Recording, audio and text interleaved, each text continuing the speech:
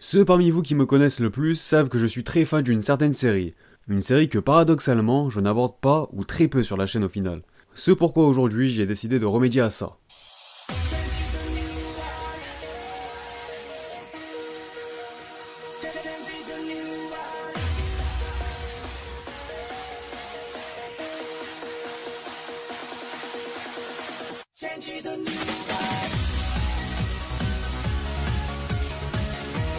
Je vous donne donc rendez-vous après l'intro pour causer de World Trigger.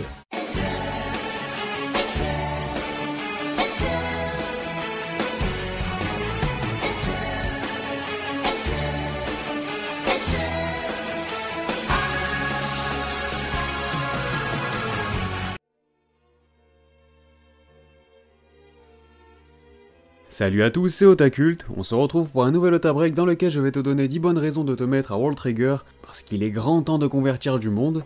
Comme d'habitude, commençons par les présentations. World Trigger est un manga de Daisuke Ashihara ayant effectué ses débuts dans le Shonen Jump en 2013 avant d'être transféré dans le Jump Square en raison de problèmes de santé de l'auteur. Aujourd'hui tout va bien, le manga est reparti sur un bon rythme et est actuellement en cours de parution avec 20 tomes disponibles au Japon contre 19 en France aux éditions Kazé.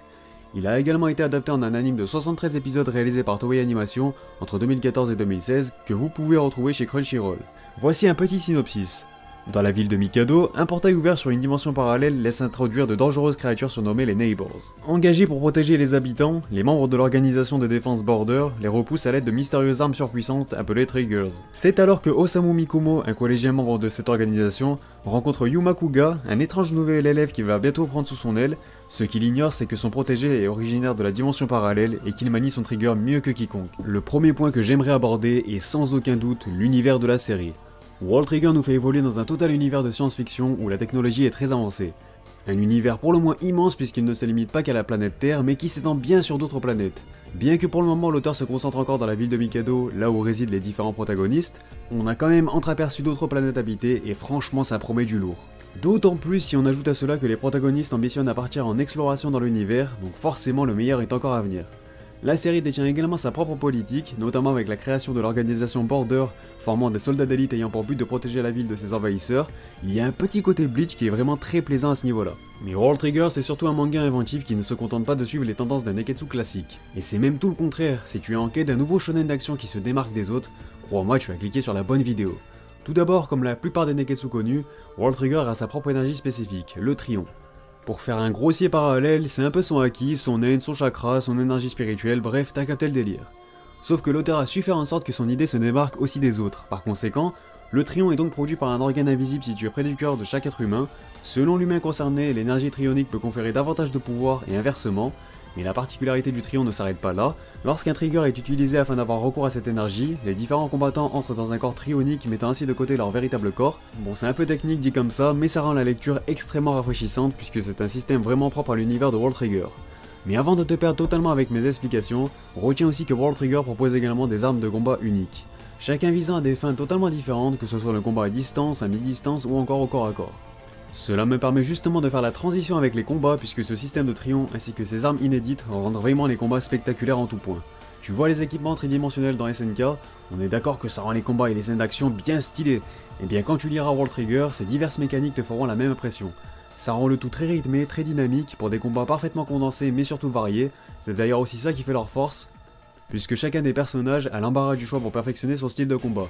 T'as par exemple des duels de sniper de fou, d'autres qui optent pour le combat rapproché avec des fusils à pompe, bref c'est ultra lourd. Ajoutez à cela le côté stratégique et vous obtenez des combats qui vous retournent le cerveau. En effet la stratégie est tout autant essentielle à l'univers de la série. Dans World Trigger, la réflexion prend place avant l'action, on réfléchit avant d'agir pour mieux prendre le dessus sur l'ennemi. Chaque stratégie adopte à merveille les différentes mécaniques de combat citées précédemment, ce qui nous offre une multitude de combats différents et ça devient vite très plaisant à suivre. Faisons maintenant le tour du scénario, que vaut-il? Bon, dans les grandes lignes, ça reste un propos plutôt simple dans la mesure où l'humanité fait face à des envahisseurs. On part de là, puis très vite, on apprendra que le but des protagonistes sera de partir explorer l'univers afin de retrouver une amie de Chika, une des protagonistes de l'histoire. Pour cela, ces derniers doivent créer une équipe d'exploration, mais surtout monter en grade au sein de l'organisation du Border. Déjà là, c'est cool à suivre, donc j'imagine même pas la suite. Et c'est justement cet univers vaste et quasiment inconnu qui rend ce manga captivant. Très vite, de sérieux poids lourds viennent envahir la Terre et on se pose des tas de questions. À quoi ressemblent les autres planètes? Sont-elles tout autant développées que la planète Terre? Peut-être plus, peut-être moins, mais des avant-goûts que l'auteur nous partage, cela crée une ambiance mystérieuse et bien sûr ça rend le tout très hypant. L'exploration de l'inconnu me fascinera toujours, et c'est un thème que World Trigger peut très vite développer avec brio. Pour le moment, on nous plonge dans une ambiance mystérieuse et intrigante, mais plus on avance et plus on se rapproche d'une dinguerie sans nom. C'est pas tout ça, mais j'ai pas encore mentionné les personnages, et concernant ce point, c'est un peu à double tranchant, j'ai envie de dire. On retrouve un peu le même problème que dans One Piece, il y a beaucoup trop de personnages et c'est parfois difficile de s'y retrouver à ce niveau-là. À la différence où les personnages de One Piece ont pas mal de personnalités loufoques et donc plus susceptibles de marquer les esprits. Les personnages de World Trigger se veulent un peu plus mesurés de ce point de vue. Cela dit, il y a tout de même pas mal de personnages qui se démarquent du lot, donc j'estime qu'on peut aussi s'y retrouver.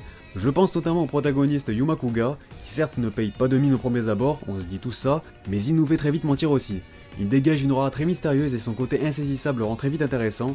Je ne suis pas très fan des deux autres personnages principaux, mais concernant les secondaires, pas mal d'entre eux savent marquer les esprits quand il le faut. Pour ce 8ème point, j'en reviens aux dessins qui sont un peu dans la continuité des personnages, c'est qui tout double.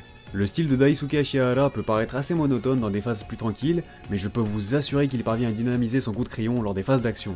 Mais bon, je ne pense pas avoir besoin de m'étaler plus que ça sur ce point puisque le manga est un art qui parle et qui vit à travers ses planches, c'est donc une approche plus particulièrement subjective qui personnellement me plaît. Mais s'il y a bien un élément au niveau de la forme qui met tout le monde d'accord, c'est sans aucun doute les couvertures du manga. Oui, j'ai décidé de réserver un point aux couvertures de la série qui sont juste magnifiques. Je suis toujours en temps en kiff sur les compositions de l'auteur, que ce soit les postures des personnages sur la cover, le choix des couleurs et le style du fond, cela crée une ambiance unique à World Trigger. On ne juge pas un livre à sa couverture, mais quand elles viennent illustrer un excellent manga, que demander de plus? Et enfin, la dernière raison de lire World Trigger est qu'il s'agit tout simplement d'un manga sous-coté. Cette série n'a clairement pas eu le succès qui lui était destiné, et ce pour plusieurs raisons. Tout d'abord, au cas où vous ne l'auriez pas encore remarqué, je suis un gros fan de World Trigger. Un manga qui a tout pour plaire, que ce soit pour son univers de science-fiction, pour le fait qu'il se démarque des autres Neketsu, ou tout simplement parce qu'il excelle en termes de divertissement. Un manga qui avait débuté dans le Shonen Jump, le plus célèbre des magazines, mais qui est finalement passé dans l'ombre des succès tels que My Hero Academia, Haikyuu ou encore Assassination Classroom. Pour moi, il y a deux principales raisons à cela.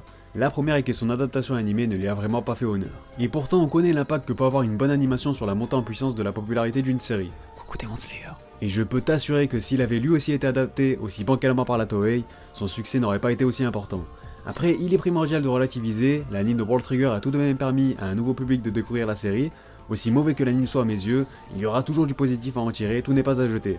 Mais bon, on va pas se mentir, un excellent animé te donnera forcément plus envie de t'intéresser au manga de la série en question. Ensuite, la deuxième raison est toute simple. Suite à des problèmes de santé, Daisuke Ashihara a dû mettre World Trigger en pause pendant 2 ans. 2 ans, c'est long, très long, ça a laissé le temps à des séries de s'imposer, à de nouvelles de se faire une place, ce qui a donc poussé un peu plus World Trigger dans l'ombre.